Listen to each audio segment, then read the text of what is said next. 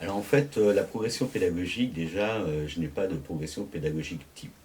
Parce que l'intérêt, justement, c'est qu'elle permette à la personne qui souhaite apprendre le français, l'oral, l'écrit, d'atteindre finalement son objectif. Donc déjà, la première des choses à faire, c'est définir avec la personne ce qu'elle souhaite, son objectif, et à partir de là, effectivement, envisager une progression pédagogique. Alors c'est le premier élément, mais le second élément qui est tout aussi important, c'est d'où elle part, c'est-à-dire quels sont déjà ses acquis.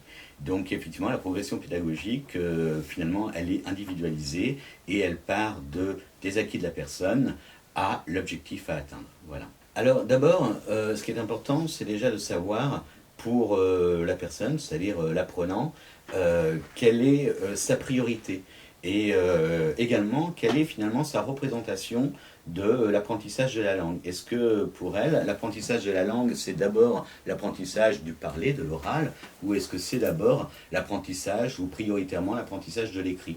Donc ça, c'est une chose à prendre en compte.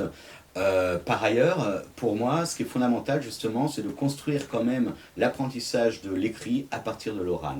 Donc, quelle que soit finalement la représentation initiale de la personne, je la prendrai en compte, mais je ferai en sorte qu'elle mesure ou qu'elle apprécie ou qu'elle prenne conscience de l'importance de l'oral et de comment finalement l'écrit est second par rapport à l'oral, car une langue, c'est d'abord une langue qui permet de s'exprimer, un outil de communication à l'oral.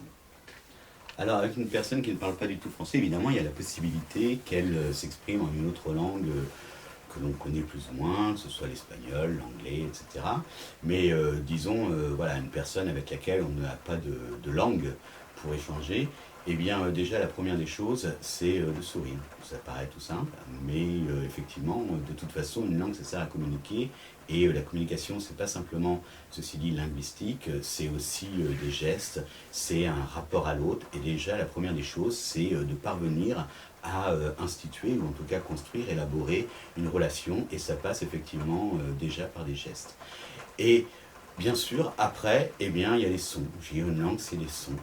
Et à partir du moment où effectivement il y a une première relation qui s'est établie, à partir du moment où la personne elle vient aussi en sachant qu'elle vient pour travailler la langue, eh bien on peut aussi de façon ludique jouer avec les sons de la langue et les sons en particulier de la langue française, en particulier les voyelles par exemple. Et puis on peut joindre à la parole ou au son le geste. Voilà, c'est une première façon d'inscrire un rapport à la langue, aussi bien au niveau de l'oral que de l'écrit. Voilà. Donc, bien sûr, c'est tout un début. Ce n'est qu'un début, plus précisément. Mais voilà, ça permet d'entrer dans l'apprentissage.